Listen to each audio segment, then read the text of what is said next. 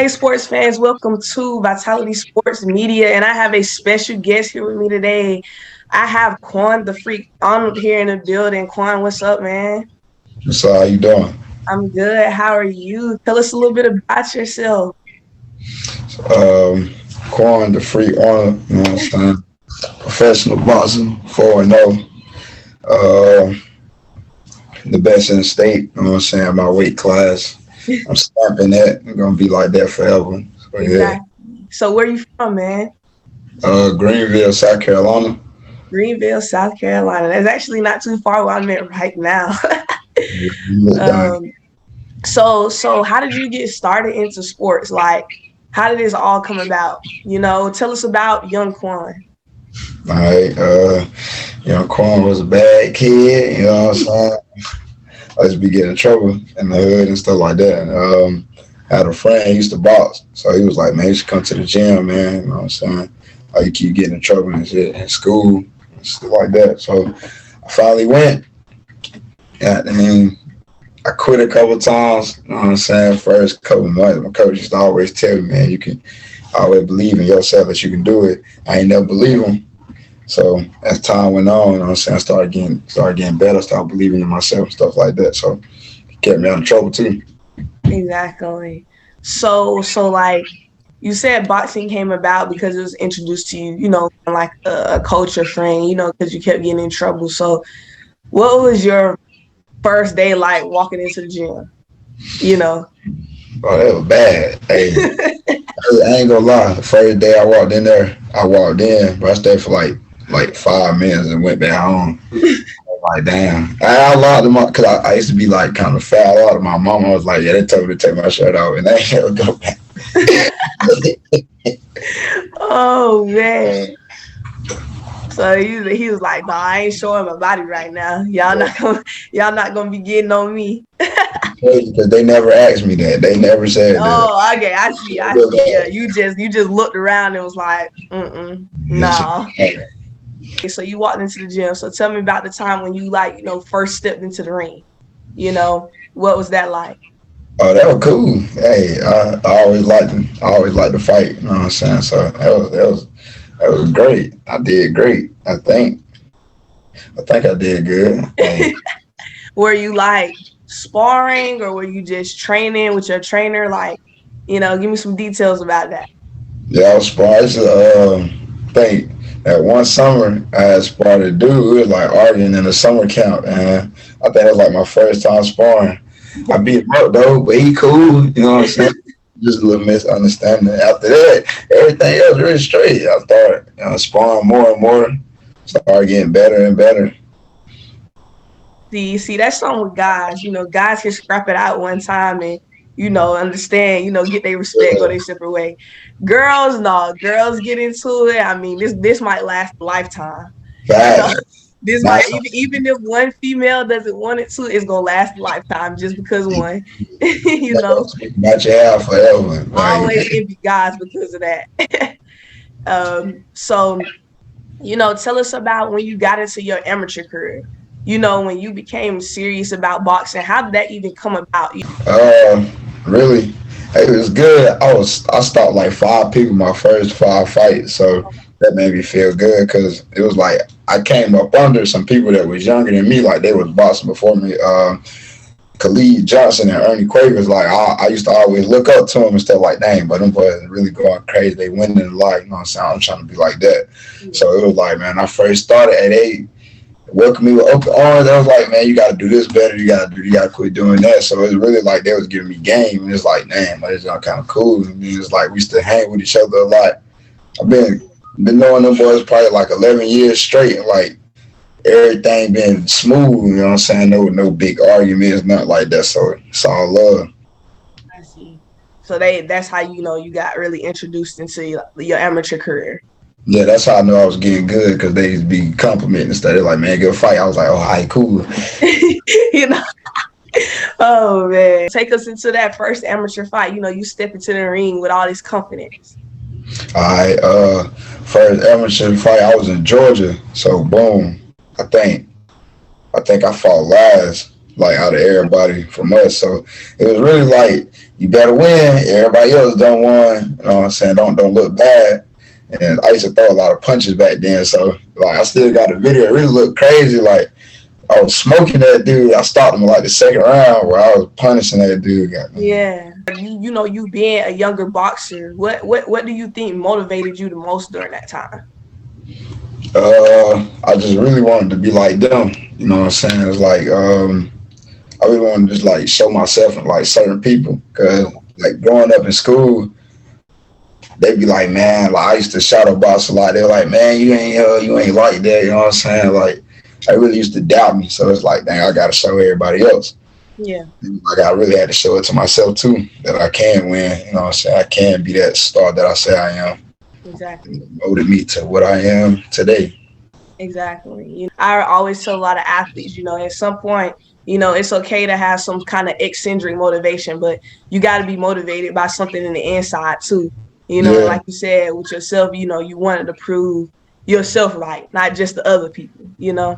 So I feel like that's really important. So take us into you becoming a professional. First of all, explain how does that even come about in the boxing world? How do you become a pro? Everybody think that you got to have a certain amount of fight. Like they got people in the boxing world called opponents. So boom, it ain't hard to be a professional boxer. You just get your blood work done. You get your eye work done. You gotta then you gotta pay like your license fee. You can be a professional boxer. But the thing is you good though? Like, is you good? Like I had a like 160 something amateur fights, so I had a good background, and I'm sparring with good people, like stuff like that. My cousin can be a professional boxer. He gonna lose, but he a professional. Yeah, I see what you're saying. I guess that's what people just be wanting.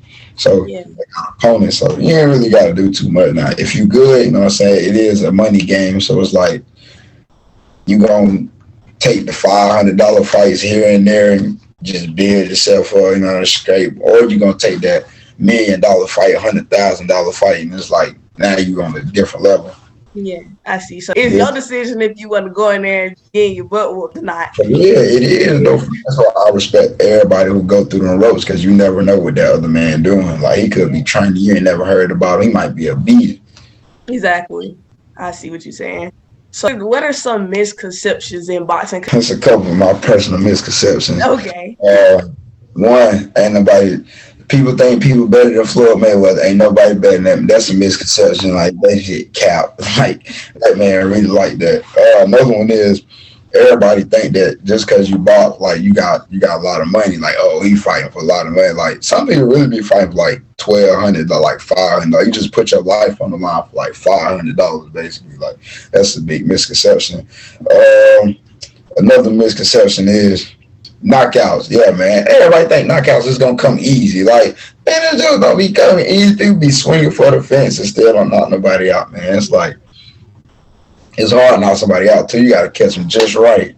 So if you talking about knocking somebody out, like what's the spot? Where's the spot you want to hit him at? Is it like over here? Like right here in that chin. Okay. I ain't gonna lie, hit somebody in the throat one time, and amateurs. I guess it was a TKO day. You could fight almost. I guess that count. Okay. Tell us about your first TKO. Oh, I smoked him. All right, this what happened. So boom. No, I'm saying going the first round. I hit him with a hook, and then he wobbled. So I like walk off because I thought he was gonna fall. He might get back up. They gonna count walk to the corner. Yeah. So the dude didn't fall. So I turned back around, and so I started throwing them things out there, and then he fell. Yeah. And he didn't get back up after that. He was hurt. So they made it off. I'm trying to catch somebody clean though. Like I'm trying to put them to sleep and be real. Like exactly. I was a boxer. I'm trying to knock somebody out too. I feel like the biggest thing is probably being disciplined, saving my stamina. Because a lot of people don't realize how in shape you gotta be to do boxing. Like it's different. So that goes into my next question, man. Tell us about the training. Training. I train twice a day now. Okay. So it's like that shit really be hard. Like in the morning, probably train like 9 to 12. Come back, like 2 to 5, and training be crazy, man. It really be like it's real repetitive in boxing. Like you really working on your craft. You sharpening your skills. A lot of stuff is like over and over and over. But that strength and conditioning, that's the hardest thing because you always got to switch it up. You can't never get Mm-hmm. comfortable doing the same thing where you're going to deplete. Exactly. A training day, in Quan's world. You wake up, you get out of bed, you brush your teeth, wash your face, you head to the gym. What are some exercises y'all do if you don't mind, talking about Uh, I do a lot of boxing squats, a lot of ab workouts. I don't see. There's another misconception. All that crazy stuff people, them Instagram people be doing, all that, doing push-ups, jumping up. Well, I'm not about to do that, bro. Like, you gonna hurt something. Or like, you gotta take care of your body. That junk just be looking crazy. It look cool, but it's like, what you really working on right there? Like, man, it's just a lot of total. I do a lot of total body workouts. So I might do abs, and I might go do some push-ups. I might do some squats. That's working on your legs. I might go run. It's like stamina and stuff like that. I don't be doing that crazy stuff though. That just for sure. I tell people that, all the time, like I'm a Division 1 college athlete myself. And I have a lot of friends that's college athletes also. The things you see on Instagram, we're not doing that.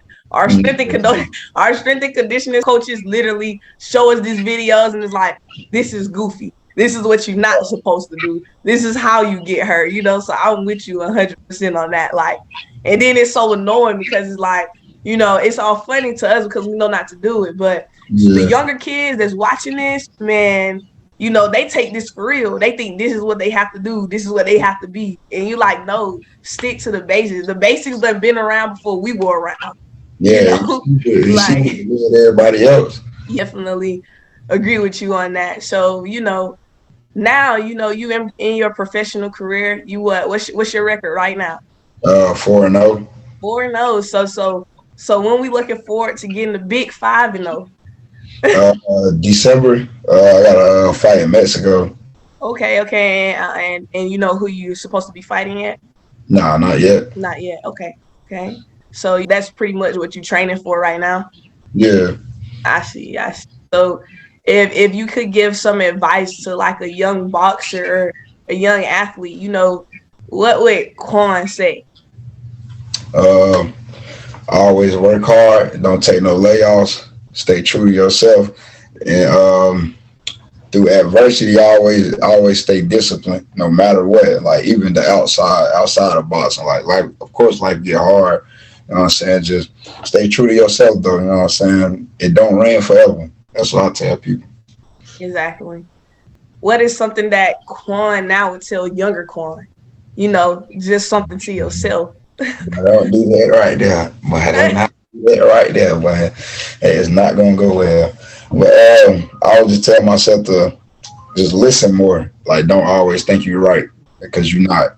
And every reaction don't need no reaction though. I mean, I still got to work on that today though. But just tell myself that a little earlier. That'd be led me down a good path.